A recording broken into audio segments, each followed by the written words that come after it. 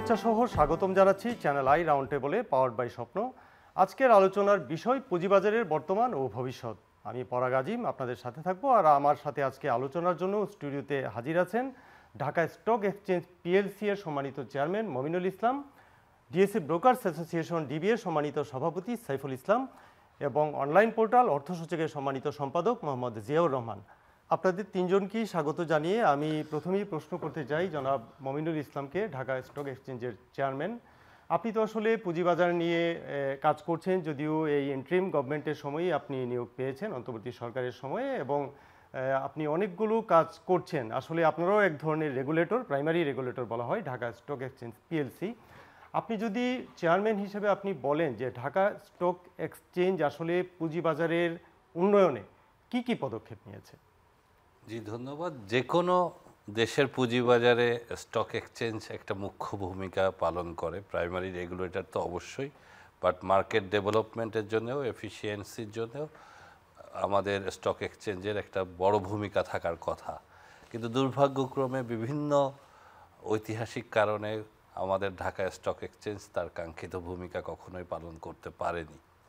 ডিমিউচুয়ালাইজেশনের পরে আকাঙ্ক্ষা ছিল যে এটি একটি দক্ষ এবং জবাবদিহিমূলক প্রতিষ্ঠান হিসেবে গড়ে উঠবে, বাট সেটিও হয়নি।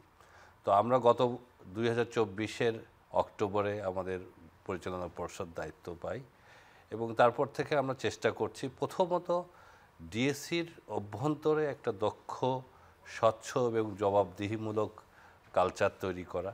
সেখানে আমাদের ব্যবস্থাপনা কর্তৃপক্ষের যে এই মুহূর্তে সক্ষমতা আছে সেটা কিভাবে বৃদ্ধি করা যায়, প্রযুক্তিগত কিভাবে আমরা উৎকর্ষ সাধন করতে পারি, মার্কেট ডেভেলপমেন্টে আমরা কিভাবে সক্রিয় ভূমিকা পালন করতে পারি, তার সাথে সাথে যে সরকারের থেকে বা নিয়ন্ত্রক সংস্থাগুলোর সাথে যে কিভাবে আরও যোগাযোগ বাড়িয়ে যে নীতি সহায়তা বা কাঠামোগত পরিবর্তনগুলো কিভাবে আরও মার্কেট উপযোগী করা যায়, সেজন্য আমরা মার্কেটে যে স্টেক হোল্ডার আছে, যেমন Dhaka stock exchange brokers association, merchant bankers association, asset management companies association, Bangladesh listed companies association, বিভিন্ন ব্যবসায়ী সংস্থা, এমনকি আমাদের পুঁজিবাজারে ভবিষ্যতে যারা আইপিওতে আসতে পারেন তাদের সাথে সম্পর্ক জোরদার করা, এগুলো নিয়ে আমরা কাজ করছি।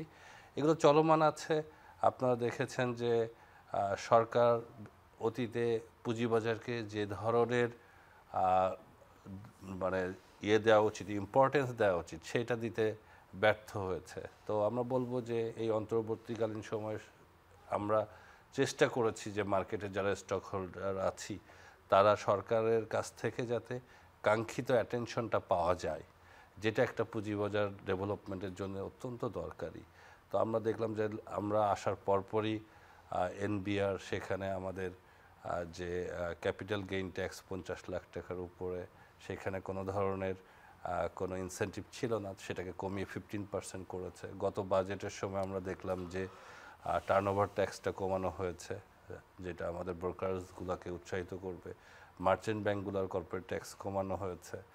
আমাদের এসিসি থেকে আমাদের যে সম্মানিত বিনিয়োগকারীদের যে আছে বিওআইডি অ্যানুয়াল রিনিউয়াল ফি, ওটা কমানো হয়েছে।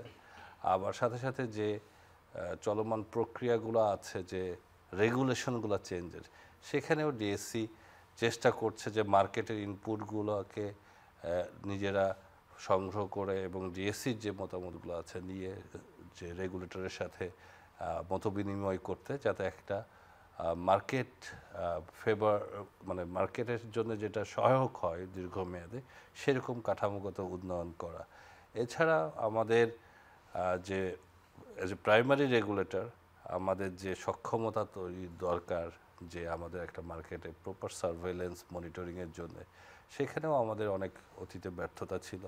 আসলে ডিএসসিকে বলা হতো যে পোস্ট বক্স অফ বিসেক। তো সেখান থেকে বের হয়ে এসে আমরা যেটা বলছিলাম যে দক্ষ, স্বচ্ছ এবং জবাবদিহিতামূলক একটা প্রতিষ্ঠান তৈরি করা, একই সাথে মার্কেটের ডেভেলপমেন্টে কেন্দ্রীয় ভূমিকা পালন করা, সেই লক্ষ্যে আমরা কাজ করছি। আমরা বলবো না যে আমরা সব কিছু গুছিয়ে আনতে পেরেছি, বাট যে কাজগুলো করা হয়েছে ভবিষ্যতে আমরা এর সুফল অবশ্যই দেখতে পারবো। ধন্যবাদ জনাব মমিনুল ইসলাম, আপনার কাছে আমি আবার আসব।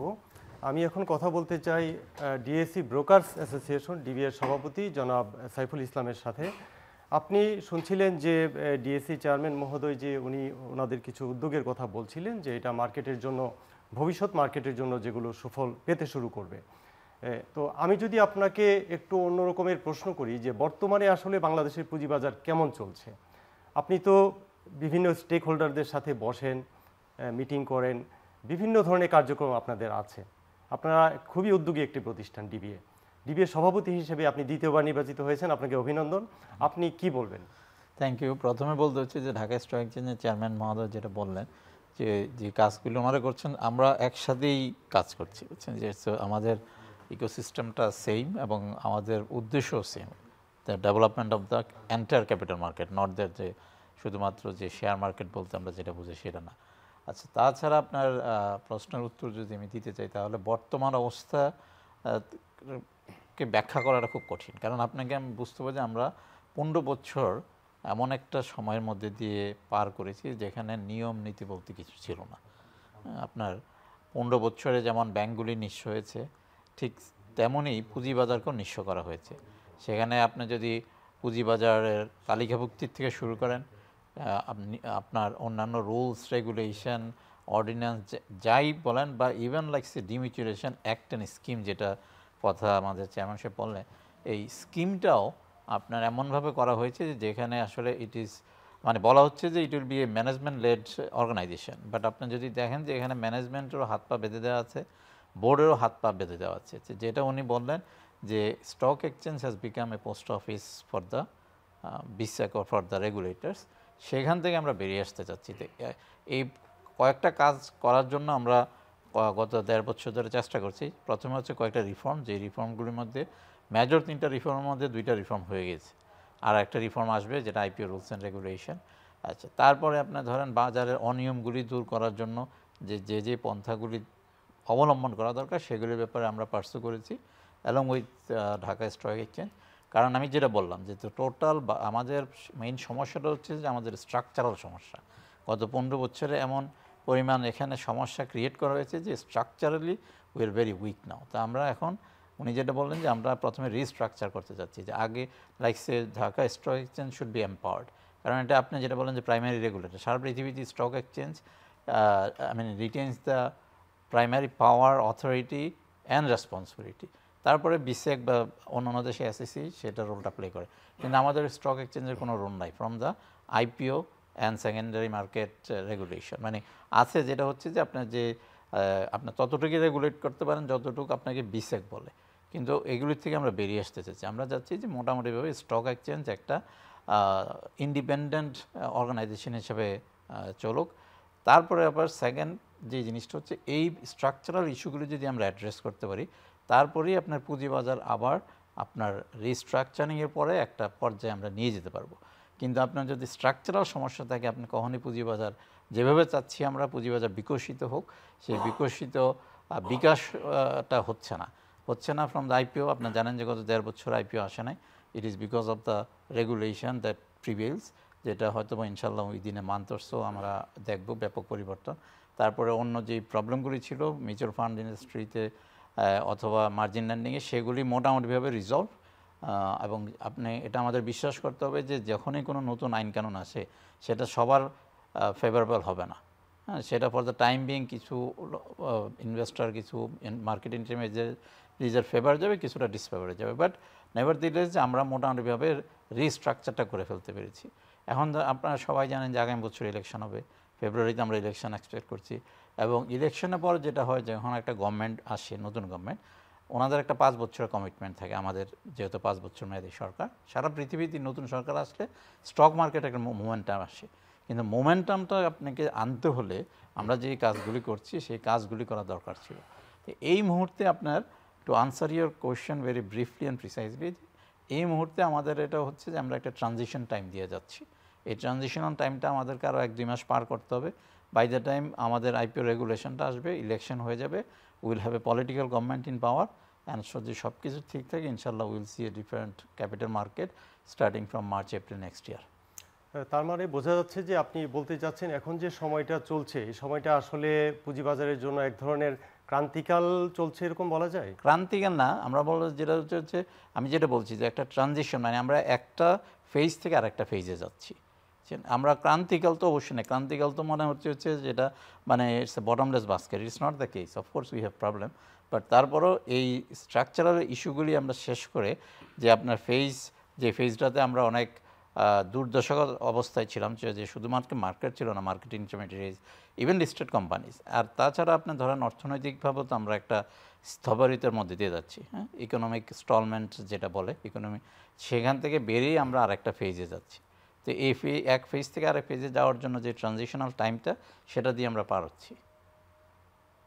ধন্যবাদ আপনাকে। জনাব জিয়াউর রহমান, আপনি তো আসলে অর্থসূচকের সম্পাদক এবং আপনি শেয়ার বাজার নিয়ে আসলে আপনি প্রচুর লেখালেখি করেছেন, এখনও হয়তো করছেন। আপনাকে আমি বলবো যে আপনি তো আসলে ওনারা হচ্ছেন ভেতর থেকে কাজ করেন, আপনি বাইরে থেকে বিষয়গুলো দেখেন, আপনি বিভিন্ন সেমিনারেও যান, আপনি এই বিষয়গুলো ওয়াচ করেন। আপনি আসলে কি বলবেন? আমি যদি বলি যে আসলে বাংলাদেশের পুঁজিবাজার নিয়ে যেটা বলা হয় যে পুঁজিবাজারে অনেক ধরনের আসলে হতাশার জায়গাটাই বেশি এই মুহূর্তে, তো আপনি কি পুঁজিবাজারকে নিয়ে কোনো আশার বিষয় দেখছেন, যেটা সাইফুল ইসলাম সাহেব একটু আগে বললেন? মানুষ তো আসলে আশায় বাঁচে, সুতরাং আমরা মনে করি যে আশাবাদী হতেই হবে, এবং আশাটা কতটুকু বাস্তবায়িত হবে তার নির্ভর করবে আগামী দিনে নেতৃত্বে যারা আসবে, সরকার একটা নির্বাচন ঠিকমতো হবে কিনা, গ্রহণযোগ্য হবে কিনা, অংশগ্রহণমূলক হবে কিনা, এগুলো অনেক কিছুর উপর। আবার এই সাথে এখানে আছে কিছু সংস্কারের পর্বগুলো, সংস্কারগুলো ঠিকঠাক মতো সবগুলো শেষ হবে কিনা এবং সেগুলো বাস্তবায়ন হবে না তার উপরে। কিন্তু আমি তো মনে করি যে আমাদের অর্থনীতিকে যদি সাস্টেনেবল করতে হয়, আমাদের যে গ্রোথ, সেই গ্রোথটাকে যদি ধরে রাখতে হয় সাস্টেনেবলভাবে, টেকসইভাবে, তাহলে কিন্তু আমাদেরকে পুঁজিবাজারকে বিকশিত করা ছাড়া, গতিশীল করা ছাড়া আমাদের কোনো উপায়ই থাকবে না। আপনি দেখেন এখন যে ব্যাংকিং খাতে বড় বড় কেলেঙ্কারির কথা সরকার পরিবর্তনের পর মোটা দাগে বের হয়ে আসছে, এবং আমরা রেকর্ড পরিমাণ খেলাপি ঋণের কথা জানি, যেগুলো আগে আসলে কার্পেটের নিচে লুকানো ছিল, নানাভাবে অ্যাকাউন্টস ট্যাম্পারিংয়ের মাধ্যমে আড়াল করে রাখা হয়েছিল, সেগুলো সব বের হয়ে আসছে। একটি কোম্পানির হয়তো 50 কোটি টাকা অ্যাসেট ভ্যালু না, অ্যাসেট নাই, সেটার ভ্যালু 500 কোটি টাকা দেখে এই পরিমাণ ঋণ কিন্তু নেওয়া হয়েছে। এই যে নানা ধরনের কারসাজি হয়েছে, সামগ্রিক অর্থনীতিতে কিন্তু তার একটা নেতিবাচক প্রভাব আছে, শুধু ব্যাংকিং সেক্টর না। ব্যাংকিং সেক্টর যখন কলাপস করে বা সংকটে পড়ে, তার প্রভাব কিন্তু পুঁজিবাজার থেকে শুরু করে সকল কিছুতে পড়ে। এখন আমরা যদি আগামী দিনে আমাদের পুঁজিবাজার কথা যদি আপনি বাদও দেন, আপনি যদি আপনার ব্যাংকিং সেক্টরকে নিরাপদ রাখতে চান, তাহলেও কিন্তু পুঁজিবাজারের মাধ্যমেই ব্যাংকিং সেক্টরকে নিরাপদ রাখতে হবে।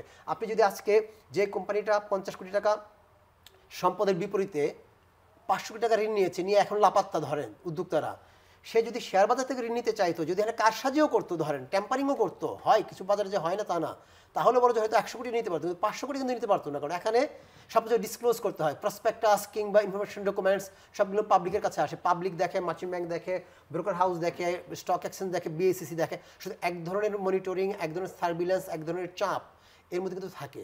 সুতরাং এই যে অবস্থা, আমরা যদি এখান থেকে উত্তরণটা চাই, তাহলে কিন্তু আমাদের পুঁজিবাজারকে শক্তিশালী গতিশীল করতে হবে। এবং আমি মনে করি যে আগামীতে, এখন তো একটা অন্তর্বর্তী সরকার, হয়তো ফেব্রুয়ারি নাগাদই ইলেকশন যদি হয়, তারপরে আমরা একটা রাজনৈতিক সরকার পাবো, একটা স্থায়ী দীর্ঘমেয়াদী একটা সরকার পাবো।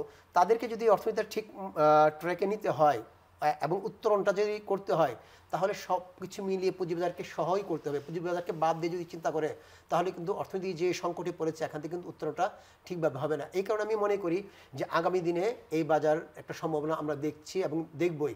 এটা তো আমাদের মানতেই হবে যে সরকারই আসুক না কেন, একটা গত 5 আগস্টের একটা বড় পরিবর্তনের পরে, একটা গণ অভ্যুত্থানের পরে যে প্রক্রিয়ার ভেতর দিয়ে আমরা যাচ্ছি, যে গণতান্ত্রিক প্রক্রিয়া আমরা উত্তরণের কথা বলছি, তারা কিন্তু এক ধরনের চাপের মধ্যেই থাকবে সবসময়। এবং সেই চাপের কারণে এই যে জনগণের প্রত্যাশা, যে প্রত্যাশার কারণে 5 আগস্ট ঘটেছিল, সেই প্রত্যাশার যদি মিনিমাম ধারণ তারা করেন, তাহলে কিন্তু সামগ্রিকভাবে আমি মনে করি অর্থনীতির শৃঙ্খলা ফেরানো, অর্থনৈতিক উন্নয়ন, সেগুলো তাদের করতে হবে, এবং সেক্ষেত্রে পুঁজিবাজারকে বাদ দিয়ে কিছু করা সম্ভব হবে না। আমি মনে করি যে যে সংস্কারগুলো হচ্ছে, কোথাও কোথাও সংস্কারের কিছু কিছু এখন পেইন আমরা দেখছি এই মুহূর্তে। আপনি যদি বলেন সাইফুল ভাই, কিছুটা ট্যাক্টফুলি বলতে হয়, বেশি হতাশার কথা বলাও যায় না। তো আমরা তো জানি যে এই মুহূর্তে আমরা যদি বাজারের কথা বলি, বাজারের অবস্থা খুবই খুবই নাজুক। গত কয়েক বছরেও আমরা এত নাজুক বাজার দেখিনি। খুব 2টা স্টক এক্সচেঞ্জ যেখানে লোকসান দেয়, আপনার বুঝতেই হবে বাজারের অবস্থা কত খারাপ। তার মানে বিনিয়োগকারীর যে রিটার্ন, আপনি যদি টার্নওভার বলেন, আপনি যদি ইন্ডেক্সের কথা বলেন, সকল কিছু কিন্তু নেতিবাচক। ওইগুলো মোটা দাগে যত না চোখে পড়ে। এখন কিন্তু 2টা স্টক এক্সচেঞ্জের লোকসানের মতো দিয়ে কিন্তু মোটা তাকে চোখে পড়ছে বাজার আসলে কতটা নাজুক।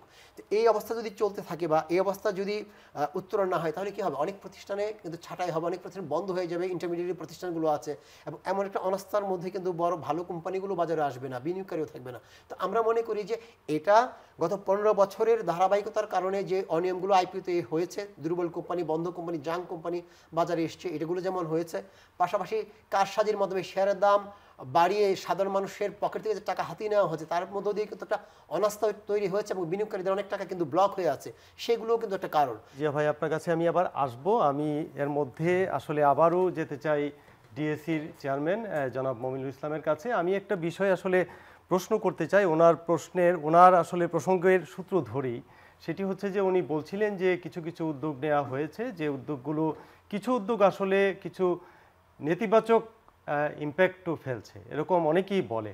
আমি যদি স্পেসিফিক আসলে বলি শব্দটা, যে মার্কেটটা কি আসলে ওভার রেগুলেটেড হয়ে যাচ্ছে কিনা, আমি মিন করছি হচ্ছে যে পুঁজিবাজার, যে বাংলাদেশের পুঁজিবাজারটা কি আসলে শৃঙ্খলা ফেরাতে গিয়ে একটু ওভার রেগুলেটেড হচ্ছে কিনা, বিশেষ করে বিসেক বা আপনারও রেগুলেটর, আপনি কিভাবে এটা করবেন? এখানে আমি যেটা বলবো, যে কোনো রিফর্ম সেখানে কিছু পেইনের থ্রু দিয়ে যেতে হয়। যে ধরনের ইররেগুলারিটিস এই দেশের আর্থিক খাতে হয়েছে, সেইখান থেকে যদি আমরা মার্কেটকে একটা কাঠামোগত শক্তিশালী অবস্থায় দেখতে চাই, তাহলে কিছু পরিবর্তন অবশ্যই দরকার। বাট একই সাথে যে কোনো রিফর্ম কিন্তু ফ্রম এয়ার আসতে পারে না। সেটা অবশ্যই যে ধরনের যে রিফর্ম করতে গেলে মার্কেট স্টেক হোল্ডারদের ইনপুট নিয়ে করতে হবে। তো আমরা দেখেছি যে হ্যাঁ, কিছু কিছু ক্ষেত্রে হয়তো আরেকটু সংবেদনশীল অবস্থানে যদি রেগুলেটর থাকতেন, সেটা আমরা শুধু বিসেককেই বলছি না, আমরা বাংলাদেশ ব্যাংককেও সেখানে ইনক্লুড করতে চাই। কারণ কিছু কিছু সিদ্ধান্ত সাম্প্রতিক অতীতে বাংলাদেশ ব্যাংক নিয়েছে, যেটার প্রভাব, নেতিবাচক প্রভাব শেয়ার মার্কেটের উপর পড়েছে। বাট সেই ক্ষেত্রে ডিএসসির ভূমিকা আসে, যে আমরা চেষ্টা করছি যে মার্কেটের যে পালস, সেটাকেও আমাদের এই রিফর্মের কেন্দ্রে নিয়ে আসা, সংবেদনশীল হওয়া, যে কোনো reform timing is also important.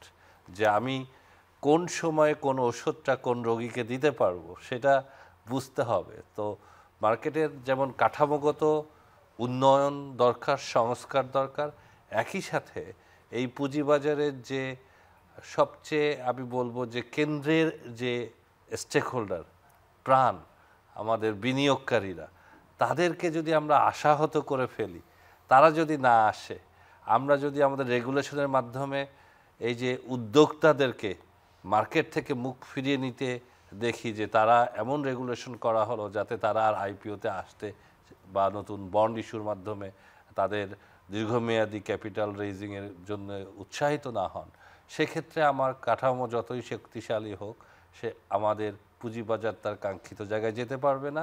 অর্থনীতিও সেইখানে যে পুঁজিবাজার থেকে যে সুফল দরকার সেটা পাবে না। আমরা এখন যেটা দেখছি যে এই মুহূর্তে অর্থনীতিও একটা চ্যালেঞ্জের মধ্যে দিয়ে যাচ্ছে। The over Reliance on banking sector for long term capital, সেটা আমাদের উদ্যোক্তাদের জন্যও ভালো কিছু হয় নাই, ব্যাংকিং সেক্টরের জন্যও ভালো কিছু হয় না, এবং পুঁজিবাজারকেও সংকুচিত করে রেখেছে। সেক্ষেত্রে যে উদ্যোক্তাদেরকে, ভালো কোম্পানিগুলোকে, যারা হয়তো এই মুহূর্তে কিছুটা ওভারবার্ডেন্ড হয়ে আছে লোনের, মানে অতিরিক্ত লোনের কারণে, তাদেরকে কিভাবে আমরা ক্যাপিটাল মার্কেটে নিয়ে আসবো, যারা ক্যাপিটাল মার্কেটে আসার যোগ্য, কিন্তু এই মুহূর্তে হয়তো কিছু সূচকে তাদের আর্থিক সূচক হয়তো অত ভালো নয়। সো অর্থনীতির স্বার্থে, পুঁজিবাজারের স্বার্থে, ব্যাংকিং সেক্টরের স্বার্থে, সেক্ষেত্রে আমাদের রেগুলেটরি ফ্রেমওয়ার্কে কিছু ফ্লেক্সিবিলিটি অবশ্যই থাকতে হবে। সেটা নিয়ে আমরা বিসেকের সাথে, আমরা বাংলাদেশ ব্যাংকের সাথে, আমরা সরকারের মিনিস্ট্রি অফ ফাইন্যান্স এফআইডির সাথে কথা বলছি, এনবিআরের সাথে কথা বলছি। তো আমরা বলবো না যে সব ক্ষেত্রে আমরা খুব বেশি সফল হচ্ছি, কারণ অতীতের কিছু ঘটনা, সেটা যখন রেগুলেশন তৈরি করা হয়, সেটা কিন্তু মানে কনসাসলি বা সাবকনশাসলি রেগুলেটরের মাথায় থাকে যে ভবিষ্যতেও যদি সেই ধরনের দুর্বৃত্তায়নের পুনরাবৃত্তি ঘটে, তার দায় দায়িত্ব কে নেবে। তো আমাদের যেটা চাওয়া, DSC one of the key stakeholder in the market, সেক্ষেত্রে আমাদের চাওয়া হচ্ছে যে আমাদেরকে একটা বাস্তবধর্মী রেগুলেটরি ফ্রেমওয়ার্ক তৈরি করতে হবে। একবারে আমরা হয়তো মানে খুব একদম অ্যাডভান্সড কান্ট্রির মতো গভর্নেন্স আনতে পারবো না, এবং আমাদের কিছু স্ট্রাকচারাল সমস্যা আছে যেটা আপনাদের মানে আমাদের দর্শকদের জন্য আমি এখানে উল্লেখ করতে চাই যে আমাদের পুঁজিবাজারের জন্য সবচেয়ে মানে কঠিন চ্যালেঞ্জ সেটা হচ্ছে যে এই যে আমাদের আর্থিক বিবরণী ফাইন্যান্সিয়াল স্টেটমেন্টের রিলায়েবিলিটি। সো এটা যখন থাকে না তখন আইপিও বা বন্ড ইস্যুর জন্য যে কোনো কোম্পানি আসে আমাদেরকে অনেক ইনভেস্টিগেট করতে হয়, সেই ক্ষেত্রে টাইমটা অনেক লেন্দি হয়ে যায়। আবার তারা লিস্টেড হওয়ার পরেও তাদের প্রাইস ডিসকভারি বিকামস ডিফিকাল্ট। এই জন্যই দেখবেন যে আমাদের পুঁজিবাজারে ইনস্টিটিউশনাল শেয়ার হোল্ডার বা বিদেশি বিনিয়োগ অত্যন্ত কম, সেক্ষেত্রে রিটেইল ডমিনেটেড হয়ে গেছে। তো কাঠামোগতভাবে আমাদের কিছু বিষয় সেখানে মাথায় রাখতে হচ্ছে যে ওকে কীভাবে আমরা মিউচুয়াল ফান্ডকে অ্যাক্টিভেট করব, কিভাবে আমরা বন্ড মার্কেটকে অ্যাক্টিভেট করব, কিভাবে নিয়ন্ত্রণ ব্যবস্থাটা এমন থাকবে যে শুধু খারাপ কোম্পানিকে আসতে বাধা দিলেই হবে না, ভালো কোম্পানি আসতে আগ্রহী হয়। সেই ক্ষেত্রে আমাদের ইয়েটা কি হওয়া উচিত, এবং কিছু কিছু ক্ষেত্রে যে আমরা যদি এমন কোনো রেগুলেশন নিয়ে আসি যেটা মানে পৃথিবীর যে বেস্ট প্র্যাকটিসগুলো আছে অন্যান্য দেশের স্টক এক্সচেঞ্জে সেটার সাথে মিলে না, তাহলে কিন্তু আমরা যে জিনিসটা প্রবলেমটা সলভ করতে চাচ্ছি তার থেকে নেগেটিভ কনসিকুয়েন্স বেশি হবে। সেক্ষেত্রে আমরা বলছি যে যে কোনো নতুন রেগুলেশন নিয়ে আসার আগে, যে কোনো সিদ্ধান্ত নেওয়ার আগে এর ইম্প্যাক্ট অ্যানালিসিসটা, যে আমার বিনিয়োগকারীর উপরে কী ধরনের ইম্প্যাক্ট আসবে, আমার যে ইস্যুয়ার, দুইটা প্রধান মানে পক্ষ এখানে, এই দুইটা পক্ষকে মাথায় রাখা, এবং ইন্টারমিডিয়ারিজ যারা আছে অর্থনীতির জন্য কোনটা ভালো, এইগুলো ইম্প্যাক্ট অ্যানালিসিসটা অত্যন্ত জরুরি। সেই ক্ষেত্রে ডিএসসি বিভিন্ন প্ল্যাটফর্মে যখনই আমাদের multi stakeholder engagement program হচ্ছে, এইসব এই যে আইপিও রেগুলেশন বলেন, মিউচুয়াল ফান্ড রেগুলেশন বলেন, আপনার 5টি ব্যাংকের একীভূতকরণ বলেন, বা 9টি ফাইন্যান্সিয়াল ইনস্টিটিউশনের লিকুইডেশনের কথা বলেন, আমরা চেষ্টা করছি যে মার্কেটের ভিউটা যাতে আমরা একত্রিতভাবে সংশ্লিষ্ট রেগুলেটর এবং সরকারের কাছে তুলে ধরতে পারি। তো আমরা আশা করব যে রেগুলেটর যারা রেগুলেশনগুলো করছেন এটা তারা মাথায় রাখবেন, এবং সেই অনুযায়ী আমাদের মার্কেটের বাস্তবতা অনুধাবন করে তারা আরও সংবেদনশীল থাকবেন রেগুলেশন তৈরির ব্যাপারে। আপনার শেষ দুটো পয়েন্ট বলি যে 5টি ব্যাংকের একীভূতকরণ এবং 9টি ফাইন্যান্সিয়াল ইনস্টিটিউশনের লিকুইডেশন, যেটা হচ্ছে গিয়ে অপসারণ সম্ভবত। তো এটা কি আসলে, এটা তো বাজারে এক ধরনের নেগেটিভ ইম্প্যাক্ট ফেলেছে, নেতিবাচক প্রভাব ফেলেছে, আপনি কি এটা স্বীকার করবেন? অবশ্যই, এবং সেক্ষেত্রে আমরা যেটা বলেছি যে এটি ইনএভিটেবল ছিল, যে ধরনের অবস্থা তৈরি হয়েছিল, যে এই প্রতিষ্ঠানগুলো আর নিজেরা সক্ষমতা হারিয়ে ফেলেছে যে সঠিকভাবে পরিচালনার জন্য অতীতে, এবং এই ক্ষেত্রে এই সরকার বা কারেন্ট ম্যানেজমেন্ট দায়ী না, এটা আমরা গত 15 বছর 16-17 বছর যেটা বলি সেটার ফলাফল।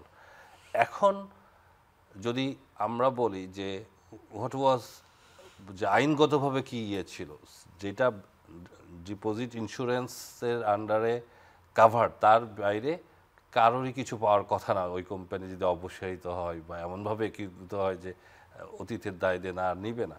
কিন্তু সেই ক্ষেত্রে আমরা দেখেছি যে 75 লক্ষ ডিপোজিটরের কথা চিন্তা করে সরকারকে এবং কেন্দ্রীয় ব্যাংকে একটি ডিসিশন নিতে হয়েছে যে ডিপোজিটরের মানি প্রোটেক্টেড থাকবে। একইভাবে যদি আমরা চিন্তা করি যে এই ক্ষেত্রে আমাদের যে জেনারেল শেয়ার হোল্ডার ছিল, যারা আর্থিক বিবরণীর উপরে নির্ভর করেছেন, সেই আর্থিক বিবরণী ওই ব্যাংকের ম্যানেজমেন্ট পরিচালনা পর্ষদ দিয়ে অ্যাপ্রুভ হয়েছে, সেটা অডিটর দিয়ে নিরীক্ষিত হয়েছে, সেটা ক্রেডিট রেটিং এজেন্সিরা দেখেছে, যেটা নিয়ন্ত্রক সংস্থা দেখেছে, তারপরে যে অডিটেড ফাইন্যান্সিয়াল সেটা যখন দেখা যাচ্ছে যে ইট ওয়াজ যে গ্রসলি মিসরিপ্রেজেন্টেড, সেই ক্ষেত্রে আমরা কি পুরাপুরি এই যে লসটা আমাদের সাধারণ বিনিয়োগকারীদের নিতে হচ্ছে, তাদের উপর চাপিয়ে দেওয়াটা কি ঠিক হচ্ছে? আমরা বলবো যে অবশ্যই ঠিক হচ্ছে না। এখানে সংবেদনশীল হওয়ার দরকার ছিল এবং তাদের আমরা বলছি না ফুল রেমিফাই, কারণ সরকারেরও সম্পদের সীমাবদ্ধতা আছে, এটা তো ট্যাক্স পেয়ারের মানেই আসছে এবং তাদেরকে চিন্তা করতে হচ্ছে যে যে কোনো সিদ্ধান্ত তারা এখন নিবে সেটার একটা ডেমনস্ট্রেটিভ ইফেক্ট আছে, ভবিষ্যতে অন্যরাও বলবে যে আমাদেরকে ক্ষতিপূরণ দেন। বাট আমরা একটা মাঝামাঝি অবস্থান চেয়েছিলাম, কারণ এটা শুধু এই কোম্পানিগুলোর যারা জেনারেল শেয়ার হোল্ডার তাদেরকে ক্ষতিগ্রস্ত করছে না, ওভারঅল মার্কেটকে একটা নেগেটিভ সেন্টিমেন্টের দিকে নিয়ে যাচ্ছে। 16 লক্ষ বিনিয়োগকারী, 16 লক্ষ পরিবার তারা ক্ষতিগ্রস্ত হচ্ছে। তার মানে আমি যেটা বলছিলাম যে ইম্প্যাক্ট অ্যানালিসিস, এই ক্ষেত্রে সেই ইম্প্যাক্ট অ্যানালিসিসটা আমরা দেখতে পেয়েছি বলে মনে হয় না, বিশেষ করে বিনিয়োগকারীদের জন্য।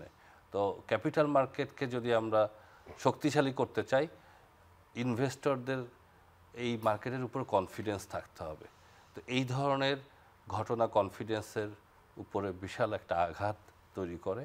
আমরা আশা করব যে আমাদের সরকার এবং নিয়ন্ত্রক সংস্থাগুলি এই বিষয়ে একটি বাস্তবসম্মত এবং সংবেদনশীল অবস্থান গ্রহণ করবেন, যা ভবিষ্যৎ মার্কেট ডেভেলপমেন্টের জন্য এবং এই ক্ষতিগ্রস্ত পরিবারগুলোকে কিছুটা হলেও স্বস্তি এনে দিবে। আপনাকে ধন্যবাদ। আপনার কাছে আবারও আসবো অন্য একটি প্রসঙ্গ নিয়ে। জনাব সাইফুল ইসলাম, ডিবিএ সভাপতি, আপনি আসলে শুনছিলেন, আপনি কথা বলেছেন এবং ডিএসসি চেয়ারম্যান মহোদয় যে কথাগুলো বললেন, আসলে পুঁজিবাজারের সমস্যা এখন আপনি বলছিলেন একটা ট্রানজিশন পিরিয়ডের মধ্য দিয়ে যাচ্ছে এবং এর মধ্যে বেশ কিছু সিদ্ধান্তের ব্যাপারও ঘটেছে, যেটা নিয়ে ডিএসসি চেয়ারম্যান মহোদয় উনি ওনার দিক থেকে আসলে একটু হতাশার কথাই প্রকাশ করলেন যে আসলে বিনিয়োগকারীরাও ক্ষতিগ্রস্ত হলো। আসলে আপনাকে আমি একটা প্রশ্ন করতে চাই যে আমাদের যে এই যে পুঁজিবাজার, এটা বিশ্বের পুঁজিবাজারের সাথে একটু পার্থক্য আছে বলা হয়। বেশিরভাগই এখানে হচ্ছে রিটেল ইনভেস্টর বা ক্ষুদে বিনিয়োগকারী, ছোট বিনিয়োগকারী, তো প্রাতিষ্ঠানিক বিনিয়োগকারী কম। তো আসলে এই বাজারের স্ট্রাকচারাল পরিবর্তনের জন্য প্রাতিষ্ঠানিক বিনিয়োগকারী বাড়ানোর প্রয়োজনীয়তা আসলে কতটুকু, আপনি কি মনে করেন? Thank you. প্রথমে হচ্ছে যে আপনার প্রাতিষ্ঠানিক বিনিয়োগকারী বলতে আমরা কী বুঝি? আমরা ধরুন মানে আমাদের বাংলাদেশের যে পারসেপশন, সেটা প্রাতিষ্ঠানিক বিনিয়োগকারী বলতেই আমরা বুঝি ব্যাংক অ্যান্ড বিমা, NBFIs, but it's a very wrong perception. Bank বিমা দিয়ে আপনার কখনো ক্যাপিটাল মার্কেট ডেভেলপ হয় না, গ্রো করবে না। ক্যাপিটাল মার্কেট গ্রো করতে হবে বাই দ্য ইনভেস্টার্স, অ্যান্ড ইনভেস্টার্সের আবার ফর্ম আছে। যেমন ধরেন আমাদের এখানে it is predominantly retail dominated, right? কিন্তু রিটেল ডমিনেটেড মার্কেট আমাদের যে বিহেভ করছে সেটাই করবে। আমাদেরকে যেটা করতে হবে যে এই যে রিটেল সেগমেন্টটা, সেটাকে আমাদেরকে নিয়ে যেতে হবে to the mutual fund industry, যারা অ্যাসেট ম্যানেজমেন্টের আন্ডারে কেনা তাদের ইনভেস্টমেন্টটা ইনভেস্ট হবে এবং মানে it's kind of A protection বলতে পারেন। কারণ পৃথিবীতে সব দেশই আপনি যদি দেখেন যে লিড ইনস্টিটিউশনাল ইনভেস্টার্স হচ্ছে asset managers. Asset manager because they have the right knowledge, they have the right experience, এবং সেখানে আপনার ওই অ্যাসেট ম্যানেজারগুলি হচ্ছে রিয়েল ইনস্টিটিউশন, যেখানে ক্যাপিটাল মার্কেটে শুধু তো আমাদের এখানে যেটা হচ্ছে যে শুধু ইকুইটি মার্কেট আছে, রাইট? শুধু আমরা যেটাকে শেয়ার মার্কেট বলি, সেই ইকুইটি মার্কেটে আমাদের এখানে প্রোডাক্ট নেই। বাট এই প্রোডাক্টের এত ভ্যারাইটি, সেগুলি আপনার একটা asset manager with the appropriate knowledge and literacy এটা জানা সম্ভব না। তো অ্যাসেট ম্যানেজমেন্ট যে ইন্ডাস্ট্রিটা, সেটা ডেভেলপ করতে হবে করে আমাদেরকে রিটেল মার্কেটের যারা রিটেল ইনভেস্টার, আমাদেরকে শিফট করে দিতে হবে to the mutual fund industry. যদি মিউচুয়াল ফান্ড ইন্ডাস্ট্রি মার্কেটটা লিড নেয়, if the market is dominated by the mutual fund industry, by the asset managers, তাহলে আপনি বলবেন যে এটা একটা ইনস্টিটিউশনাল বেস তৈরি হয়েছে। আমাদের এই বেসটাই তৈরি হয় নাই। হ্যাঁ, আমাদের ইন্টেনশন ছিল, বাট হয়নি কেন আমরা সবাই জানি। এটা নিয়ে এখন আরেকদিন ডিসকাস করতে হবে। তো এখন আমাদের প্রধান কাজ হওয়া উচিত যে আমরা কয়েকটা সেগমেন্ট আছে। একটা হচ্ছে যে যারা আমরা যাদেরকে মার্চেন্ট ব্যাংক বলি, সারা পৃথিবীতে এরা ইনভেস্টমেন্ট ব্যাংক নামে পরিচিতি, তাদের কাজটা আলাদা, ইজ ভেরি ওয়েল ডিফাইন। আমাদের কাজও ভেরি ওয়েল ডিফাইন, যারা স্টক ব্রোকিং করে। আচ্ছা, এখন বাট এই যে মিউচুয়াল ফান্ড ইন্ডাস্ট্রি যেটার কথা আমরা বলছি, সেটা প্রধান কাজটা কিন্তু ওদের, to bring the investors into the market, to hold the investors back into the market. কারণ আপনাকে তো রিটার্ন দিতে হবে। এই রিটার্ন জেনারেশনটা হচ্ছে অ্যাসেট ম্যানেজারের কাজ। এই জিনিসটা আমরা করতে পারি না, যার দরুন আপনি একজন রিটেল ইনভেস্টর হিসাবে your investment is not protected. Protected in the sense that আপনি you do not know where you are investing in, কারণ জানা সম্ভব না। আপনার তো ওই পরিমাণ, ধরেন যে পরিমাণ নলেজ দরকার, সেই পরিমাণ নলেজ একজন রিটেল ইনভেস্টরের পক্ষে আর্ন করা সম্ভব না। সো নলেজটা হচ্ছে সবচেয়ে বড় জিনিস, যার জন্য কি হয় যে আমরা যেটাকে বলি it's a retail and rumour driven market, যে আপনি শুনে ইনভেস্ট করছেন, right? You are not actually, you are following others, you are not investing I mean at your own wisdom. আপনি ডিপেন্ডেন্ট অন দ্য আদার্স কে কী করছে, সেখান থেকে বেরিয়ে আসতে হবে। এসে যেটা করতে হবে, like say you have to find out who the right asset manager is available in the market to give you the right return, to give you the expected return and to protect your investment. আমাদের এই একটা প্যারাডিয়াম শিফটের দরকার, এটা করতেই হবে। এবং সেটা করার জন্য মিউচুয়াল ফান্ড ইন্ডাস্ট্রির যে রেগুলেশন আমরা যেটা চেয়েছিলাম, মানে রিফর্ম চেয়েছিলাম, সেটা আসছে। হ্যাঁ, বাট অফকোর্স ইট ইজ, আমি as I said that it is not always favours everyone. হয়তো একটু সময় নিবে। আর ধরেন রিফর্ম তো একটা কন্টিনিউয়াস প্রসেস, একটা আসছে, তার মানে এটা এই না যে আমাদের এটা নিয়ে we have to stay on it for the next 10 years। আমরা যদি দেখি যে আগামী 6 মাস 1 বছরের মধ্যে এটা কাজ করছে না, then of course will go back to the regulators, to SSC, to the ministry for the revision. কিন্তু এই সবচেয়ে বড় জিনিস হচ্ছে আমাদেরকে এই মার্কেটটাতে মিউচুয়াল ফান্ড ইন্ডাস্ট্রি ডেভেলপ করতে হবে। ধন্যবাদ আপনাকে। আপনি আসলে বলছিলেন যে ছোট বিনিয়োগকারীরা তারা থাকবে, কিন্তু তাদেরকে আসলে কাঠামোগতভাবে এগিয়ে আসতে হবে, মিউচুয়াল ফান্ডের কথা আপনি বলছিলেন। জি, তাহলে তারা যে আসলে তাদের তো শিক্ষারও অভাব আছে, এবং আপনি আরেকটা কথা বলছিলেন যে শোনা কথায় তারা কাজ করে বিনিয়োগকারীরা। আমি এটা সূত্র ধরে, সাইফুল ভাইয়ের কথার সূত্র ধরে জিয়া ভাই আপনাকে প্রশ্ন করতে চাই যে আপনি হয়তো শুনে থাকবেন যে এখানে মার্কেটে আরেকটা পক্ষ সক্রিয় থাকে, সেটি হচ্ছে শোনা কথার সূত্র ধরেই আমি বলছি, যারা হচ্ছে যাদেরকে বলা হয় জুয়ারি বা গ্যামলার। তাদের কথাই কিন্তু ছোট বিনিয়োগকারী বলেন বা মাঝারি বিনিয়োগকারী বলেন, তারা কিন্তু তাদের কার্যক্রম নেয়। আমরা এমনটা কিন্তু শুনে থাকি। আপনি এই বিষয়ে কি বলবেন? এটা তো আসলে পুঁজিবাজারের একটা অনিবার্য চিত্র, অনিবার্য ঘটনা। প্রতিটা পুঁজিবাজারে এরকম কিছু লোক থাকে, নানা ধরনের ট্যাম্পারিং করার চেষ্টা করে, কারসাজি করার চেষ্টা করে, বা স্পেকুলেশন, গুজব ছড়ায়। এখন এইটা মিনিমাইজ করার দায়িত্বই তো আমাদের রেগুলেটর অন্যদের সবার মিলে। একদিকে এটার জন্য করতে হবে যে যারা এই ধরনের কাজ করে, কারসাজি করে, তাদেরকে চিহ্নিত করে, প্রতিটা ঘটনাকে অনেক গুরুত্ব দিয়ে দেখে গভীর তদন্তের মাধ্যমে চিহ্নিত করে দৃষ্টান্তমূলক শাস্তিগুলো দিতে হবে। পাশাপাশি তাদের ফাঁদে যেন না পড়েন, সে বিনিয়োগকারীদের এডুকেশন লেভেলটা বাড়াতে হবে, বিনিয়োগ শিক্ষার জায়গাটা সচেতন করতে হবে। কিন্তু আমাদের দুর্ভাগ্য হচ্ছে যে আমরা অনেক দিন ধরে কথা বলছি, বিএসসিসি কিছু কর্মসূচি সারা দেশে করেছিল, ডিএসিও মাঝে মাঝে কিছু ট্রেনিং করায়, এত কিছুর পরেও আমাদের বিনিয়োগকারীরা কেন যেন শিখতে চায় না। ওনারা কারণ বাজারকে ফল কিনবেন, একটা ফল 3 বার তুলে দেখেন কোথাও স্পট আছে কিনা। শেয়ার বাজারে ক্যাশ টাকা চলে যাচ্ছে, সে শেয়ার কেনার সময় একটু ভালো মন্দ যাচাই করেন না, কোম্পানিটা নিয়ে স্টাডি করেন না, তার ট্র্যাক রেকর্ড দেখেন না, উদ্যোক্তাদের পরিচিতি সম্পর্কে জানেন না। এই হচ্ছে একটা দুর্ভাগ্য। আমি যেহেতু পত্রিকার সাথে যুক্ত, আমরা এমনও দেখি যে কোম্পানি সংক্রান্ত নিউজ গেল, ধরেন একটা কোম্পানি লভ্যাংশ ঘোষণা করেছে, হেডলাইন গিয়েছে, ফেসবুকে শেয়ার করা হয়েছে যে অমুক কোম্পানির লভ্যাংশ ঘোষণা। নিউজটা পুরোটা না পড়ে নিচে কমার্সে করে লিখে ভাই কত শতাংশ দিল।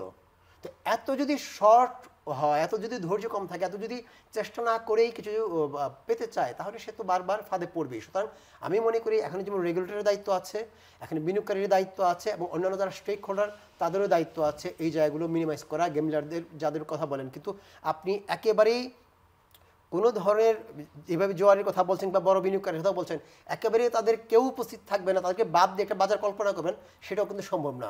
এটা কতটা মিনিমাইজ করা যায় সেই চেষ্টা সবসময় করতে হবে, এবং দৃষ্টান্তমূলক শাস্তির মাধ্যমে এক্সাম্পল ক্রিয়েট করে যাতে এই ধরনের কাজে মানুষ বেশি আগ্রহী না হয়, দূরে থাকে, সেই জায়গাটা আপনাকে তৈরি করতে হবে। আর সমন্বয় বাড়াতে হবে। তারা সুযোগটা কখন পায়? জোয়ারিরা জোয়া খেলে সাধারণ বিনিয়োগকারীদেরকে একটা ফাঁদে ফেলে কিছু জায়গাকে বেস করে। এর মধ্যে একটা হচ্ছে কখনো কখনো কোম্পানিগুলোর সাথে ইনসাইডার ট্রেডিংয়ের সাথে যুক্ত হয়ে যায়। কোম্পানির কিছু কিছু কোম্পানির উদ্যোক্তা কোর বিজনেস থেকে যতটা মুনাফা করেন তার চেয়ে বেশি মুনাফা করেন এইসব ইনসাইডার ট্রেডিংয়ের মাধ্যমে। তারা কিন্তু এইসব কারসাজিকারীদের সাথে যুক্ত হয়ে যায়। কারণ কি, কারসাজিকারীরা সবসময় কোম্পানি যে যুক্ত না থাকে, তাহলে সেই কোম্পানির শেয়ার নিয়ে কারসাজি করা অনেক সময় কঠিন হয়ে যায়। কারণ অনেক সময় আপনার ট্যাম্পারিং করে আয় বাড়ানো কমানো, এমন কোম্পানিও আছে তার হয়তো দেখা যাবে লোকসান হয়েছে, সে এই পিস দিচ্ছে 2 টাকা দিয়ে একটু লভ্যাংশ দিচ্ছে। ধরেন কোম্পানির হয়তো 1 কোটি টাকা গেল, কিন্তু বেনামিতে উদ্যোক্তারা এমন শেয়ার কিনে রেখেছে, শেয়ারের দাম 10 গুণ বাড়ানোর পরে সে 5 কোটি টাকা আর্ন করেছে, তার তো 1 কোটি টাকা ভর্তুকি দিতে সমস্যা নাই। তার মানে হচ্ছে এই আপনি জায়গাগুলো বলতে চাচ্ছেন ডিপলি যে দেখতে হবে, ইনসাইডার ট্রেডিং দূর করা, এবং যতগুলো সংস্থা আছে সাথে ইনভলভ, যেটা বলছিলেন ইয়ে ভাইও বলছিলেন, আমরা সবসময় বলি এই কারসাজি করা, প্রতারণা করা, এগুলোর সাথে অনেকগুলো পক্ষযুক্ত থাকে। সবার দায়িত্বটা সঠিকভাবে পালন করলে কিন্তু অনেক কিছু এত সহজ হতো না গেমিনারদের পক্ষেও। আপনি অডিট রিপোর্টটা যদি সঠিকভাবে হতো তাহলে তো বারবার যে অ্যাকাউন্টস বাড়ানো কমানো, ইপিএস বাড়ানো কমানো, সেগুলো তো হতো না। আপনার যিনি ক্রেডিট ট্রেডিং করেন তিনি যদি প্রপারলি ক্রেডিট ট্রেডিংটা করতেন তাহলে কিন্তু মিসগাইডেড হতো না বিনিয়োগকারীরা। আমি বুঝতে পেরেছি আপনি আসলে বলতে চাচ্ছেন যে এখানে এই যে বিষয়গুলো, আমি যে প্রশ্নটা আপনাকে করেছি যে আসলে যে অনৈতিক যে বিষয়গুলো, এর সাথে আসলে ট্রেডার, ইনভেস্টর, এমনকি কোম্পানিগুলো জড়িত ক্ষেত্র বিশেষে। এর সাথে কোনো দায়িত্বহীনতা থাকে, ওই যে বললাম অডিটরের দায়িত্বহীনতার সাথে ক্রেডিট ট্রেডিং এজেন্সির এরকম অন্যান্যদের কিছু দায়িত্বহীনতা থাকে। আপনাকে ধন্যবাদ। আমি এখন ডিএসসি চেয়ারম্যান মহোদয়ের কাছে যেতে চাই। আপনি একটি বিষয় বলছিলেন যে সরি, আমি চেয়ার থেকে মনে হয় উঠে গেছিলাম, এটা আবার হ্যাঁ আবার এটা বলি না, এটা চেয়ারটা একটু ডিসপ্লে ছিল। হ্যাঁ, ওকে। তো জিয়া ভাই ধন্যবাদ। আমি এখন ডিএসসি চেয়ারম্যান মহোদয়ের কাছে যেতে চাই। আপনি একটি কথা বলছিলেন যে ভালো কোম্পানিকে নিয়ে আসা। আপনারা কয়েকটি মিটিংও রিসেন্টলি সম্প্রতি করেছেন, সাম্প্রতিককালে আপনারা কয়েকটি বৈঠক করেছেন বিভিন্ন কোম্পানির সাথে, যাদেরকে আপনারা আসলে বাজারে আনতে চান, ভালো কোম্পানি। আমি এরকম কয়েকটি বৈঠকে ছিলাম। তো তারা আসলে আমরা দেখলাম যে তারা খুব বেশি আসতে আগ্রহী না পুঁজিবাজারে। তারা অনেক ধরনের নিয়মকানুনের কথা বললেন যে আমি কেন আসবো শুধু শুধু, আপনারা তো নিয়মকানুনে বেড়াজালে আমাদেরকে ফেলবেন। তারা তাদেরকে ইনসেন্টিভের ব্যাপারগুলো বলছিলেন যে আমরা তো আসলে খুব ভালো ইনসেন্টিভ পাই না। তো আসলে ভালো কোম্পানি আনার ক্ষেত্রে আপনাদের সামনে তো অনেক চ্যালেঞ্জ, তো সেটা কিভাবে মোকাবেলা করে এগোবেন? জি, থ্যাংক ইউ। সো এখানে আমরা যেটা বলবো যে যারা প্রবাবল ইস্যুয়ার তাদের মধ্যে অনেকের সাথে এবং অ্যাসোসিয়েশনগুলোর সাথে আমরা গত 1 বছরে অনেকগুলো মিটিং করেছি, এবং তাদের মধ্যে কিছু আছে যে ভেরি রেশনাল পয়েন্ট ওনারা রেইজ করেছে। একটা হচ্ছে অনেক সময় লেগে যায়, সেকেন্ড হচ্ছে দ্য প্রাইস তাদের পাওয়ার কথা সেইখানে ডিকটেটেড হয়, এটা ফেয়ার মার্কেট ডিম্যান্ড অ্যান্ড সাপ্লাইয়ের উপরে নির্ভর করে না।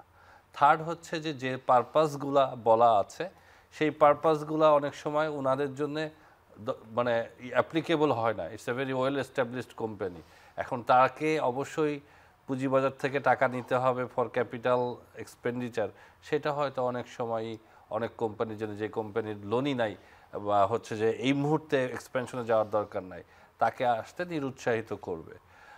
আবার ওনাদের আরেকটা ইয়ে ছিল যে এখন 5%, আগে 2.5%-এ নেমে এসেছিল, আমরা এবার অনেক ইয়ে করার পরে গভর্নমেন্ট থেকে এবং এনবিআর থেকে লিস্টেড অ্যান্ড নন লিস্টেড কোম্পানির যে কর্পোরেট ট্যাক্স এটাকে বাড়িয়ে 5% করা হয়েছে। ওনারা বলছে যে এনবিআরে এমনভাবে কিছু ইয়ে করা অ্যাসেস করা হয় যাতে আসলে এটা লিস্টেড থাকার পরেও তারা মানে আগের মতোই আনলিস্টেডের যে ট্যাক্স দিত তার থেকে বেশি দিতে হয়। তো এইগুলা আমরা কাজ করছি, সময়টা কিভাবে ফাস্ট ট্র্যাক করা যায় নতুন আইপিও রেগুলেশনে দেখেছেন, এবং মার্কেট ড্রিভেন যে প্রাইস ডিসকভারি করা যায় সেটা নিয়েও কাজ করা হয়েছে। থার্ড যেটা আমি বলবো যে ওই পারপাসটা, সেখানে আমরা দেখেছি ড্রাফটে কিছুটা ইয়ে আছে, যেমন লোন শোধ দিতে পারবেন না, আমরা রেগুলেটরের সাথে কথা বলেছি, এখানে হয়তো কিছুটা নমনীয় হবে। তো ওভারঅল আমরা বলবো যে এতদিন আমাদের রেগুলেশনগুলো এমনভাবে তৈরি করা হয়েছে যে একজন যিনি আইপিওতে আসবেন তাকে আমরা খলনায়ক হিসেবেও দেখতে পারি, নায়ক হিসেবেও দেখতে পারি। তো বিগত বছরগুলোতে বেশিরভাগ খলনায়ক এসেছে। সো রেগুলেশন তৈরি করার সময় ওনাদেরকে মাথায় রেখে রেগুলেশন তৈরি করা হচ্ছে, বাট পৃথিবীব্যাপী যে ইয়েটা হচ্ছে যে নায়কদেরকে মাথায় রেখে আমাদেরকে করতে হবে, যাতে আগামী দিনে এই যে গ্রামীণ ফোন, স্কয়ার, এদের মতো কোম্পানিগুলা আমাদের এখনও অনেক নন লিস্টেড অবস্থায় আছে, $100 মিলিয়ন মার্কেট ক্যাপ হতে পারে, মোর দেন 200 আছে। তো তাদেরকে যাতে আমরা আনতে পারি, খলনায়করা যাতে না ঢুকতে পারে, সেই ক্ষেত্রে ডিএসসি, সিএসসি এবং বিসেককে স্ট্রংলি কাজ করতে হবে। আমরা যদি রেগুলেশন দিয়ে ওটা বন্ধ করতে চাই, কোনো রেগুলেশনই চোরকে করতে পারবে, আটকাতে পারবে না। এটা আমাদের প্রাতিষ্ঠানিক দক্ষতা, স্বচ্ছতা এবং কিছু মার্কেট এনগেজমেন্ট, যেমন কিছুদিন আগে আমরা এই এসএমই বোর্ডে লিস্টিংকে আমরা না বলেছি। তো ওনারা বলছিলেন যে they are very good company, they want to make an appeal to DSC board, ওনারা এসে যে কোনো কোয়েশ্চেনের অ্যান্সার দিবে। তো আমরা ওনাদেরকে জাস্ট একটা কথাই বলেছিলাম যে আমরা রাজি, আপনারা আসবেন, আমরা কোয়েশ্চেন করব, কিন্তু সেখানে মিডিয়া উপস্থিত থাকবে। তো ওনারা সেক্ষেত্রে আর আসতে আগ্রহী হন না। সো আমাদেরকে এই ধরনের কিছু জিনিস আনতে হবে, এবং মার্কেটে ইনস্টিটিউশনাল ইনভেস্টররা যখনই আপনার সক্রিয় হবে, তাদের অ্যানালিস্টরা কিন্তু অনেক যে শুধু নিয়ন্ত্রক সংস্থা অ্যানালিসিস করে পারবে না, তাহলে আর 1 বছর 2 বছর আবার লাগবে একটা আইপিও আসতে। সো যখন মার্কেটে অ্যানালিস্টরা বিভিন্ন তথ্য উপাত্ত ঘেটে 100-200 জন যখন ইনপুটগুলো দেন, তখন কিন্তু খুব দ্রুত মার্কেট বেসড ফিডব্যাক পাওয়া যায়। আমার শেষ প্রশ্ন আপনার প্রতি, সেটা হচ্ছে যে অন্তর্বর্তী সরকারের এই সময়ে এখনও কিন্তু একটি আইপিও আসেনি। তো অতীতে আমরা দেখেছি যে আইপিওগুলোতে আসলে বিভিন্ন ধরনের সমস্যা ছিল, এবং আপনি যেটা বলছিলেন যে এখানে আসলে পক্ষপাতদুষ্ট আচরণ করা হয়েছিল। তো এই সময়টাতে এখনও একটা ভালো আইপিও আসলো না কেন, অর্থাৎ ভালো একটা কোম্পানি এখনও এই পুঁজিবাজারে আসলো না কেন? এখানে আমি যেটা বলবো যে আপনারা যদি ওয়ার্ল্ড ওয়াইড দেখেন যে বিয়ারিশ মার্কেট যখন থাকে, তখন সাধারণত উদ্যোক্তারা আইপিওতে আসতে আগ্রহী হন না, কারণ তারা চিন্তা করেন যে এই সময় আসলে তারা ভালো প্রাইস পাবেন না। সেকেন্ড হচ্ছে যে যেহেতু একটা নতুন আইপিও রেগুলেশন আসছে, সবাই একটু টাইম নিচ্ছে। থার্ড যে কারণটা সেটা হচ্ছে যে due to the Russia Ukraine war, তার আগে কোভিড, আমাদের টাকা devaluation against dollar, interest rate high, সেক্ষেত্রে বেশিরভাগ কর্পোরেটের আর্নিংসে একটা নেগেটিভ প্রভাব পড়েছে। এই মুহূর্তে যদি ওনারা আসেন, তাহলে যে আর্নিংসটা দেখাবেন সেটা তাদের জন্য সহায়ক হবে না। এর সাথে আরও কিছু ছিল, যেমন হচ্ছে যে 5 বছর তাকে প্রফিট দেখাতে হবে। এখন হঠাৎ করে দেখা 2022-এ ফরেন এক্সচেঞ্জ ফ্ল্যাকচুয়েশনের কারণে উনি লসে গেছেন, বাট কাঠামোগতভাবে সেই কোম্পানিটি ঠিক আছে। তাহলে এই যে এক্সোজেনাস শকের কারণে যে উনি একটা বছর লস করেছেন, তাকে যদি আমি আইপিওতে আসতে না দিই বা গ্রিনফিল্ড প্রজেক্টকে আসতে না দিই, তো সেক্ষেত্রে আসলে সেটা সহায়ক হবে না নতুন আইপিও নিয়ে আসার জন্য। যে ফিডব্যাকগুলো আমরা অলরেডি দিয়েছি, রেগুলেটরকে দিয়েছি, যাতে নতুন যে আইপিও রেগুলেশনে এগুলাকে মাথায় রাখা হয়। আমরা আশা করছি যে নির্বাচন পরবর্তী সময়ে, যদি আমাদের ফেব্রুয়ারিতে নির্বাচন হয়, আমরা আশা করছি যে বেশ কিছু ভালো লিস্টিং আমরা দেখতে পাবো। আমরা চাই যে ভালো কোম্পানি আসুক, এবং আমরা সর্বোচ্চ সহযোগিতা ওনাদেরকে দিতে রাজি আছি উইদিন দ্য রেগুলেশন। আপনাকে অনেক ধন্যবাদ, সবাইকে ধন্যবাদ আপনারা যারা আজকে আলোচক হিসেবে ছিলেন। তো দর্শক, আমরা আসলে পুঁজিবাজারের বর্তমান ও ভবিষ্যৎ নিয়ে অনেকগুলো বিষয় জানলাম। আমরা পরবর্তীতে হয়তো আরেকটি অনুষ্ঠানের মাধ্যমে আরও বিস্তারিত তুলে ধরার সুযোগ পাবো। আজকের মতো এখানেই আমি পরাগ আজিম বিদায় নিচ্ছি।